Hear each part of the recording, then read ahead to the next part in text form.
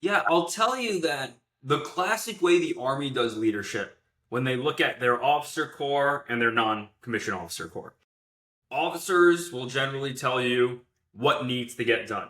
They're looking at things at a higher level with how to put everything together. And the non-commissioned officer can run with just that and be like, you told me what needs to get done. Now I'm going to figure out how to do it. I don't need you to get in the weeds to do that. I can figure this out. There's one thing that enables that, and that is asking the question why, knowing commander's intent. If I know what needs to happen and why, when, not if, when things don't go according to plan, I can change the plan and still accomplish whatever we needed to do. And that can be whether bullets start flying or whether just the weather changes. If it's something that things don't go according to schedule, that's what I'm saying. It's not just a civilian thing. That same mindset can just permeate everything. But why is something that I came into the Army and there was almost this culture at different times that you would get told, I don't have time to tell you why. I just need you to do it.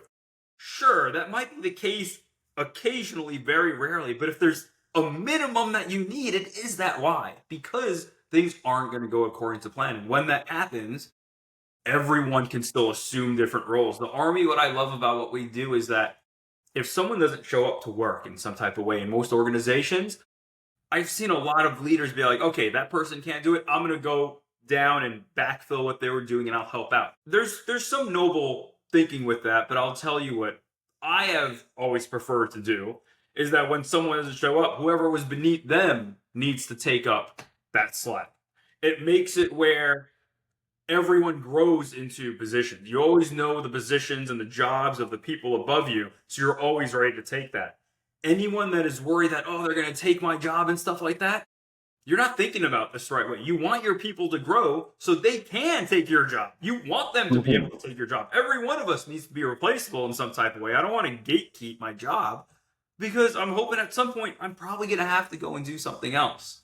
And that's the one thing with life. We can't control completely like what's going to happen to us. And I don't want an organization to fail because I didn't train everyone else to do my job. It shouldn't be that when I leave a place, it falls apart. Yeah, no, that's great for my ego. It's not good for the organization. And if I want to be a leader that loves, I need to be someone that makes sure that I'm the first person that can be replaced. But I do it in a way where everyone is already ready to do that without me. I've had plenty of things that were medical emergencies or otherwise where that had to come into case. That second command I mentioned to you, we were talking when we were in Dallas, and he was telling me, he's like, "Sir, I had to take command after after I had the job for I was in the position for maybe a year at that point, and he had just taken over his new position, and within like 2 weeks or so, I was on a medical table for something. First call was to him, letting him know I needed to take command and you got this. Like, just there's the paperwork, you're good.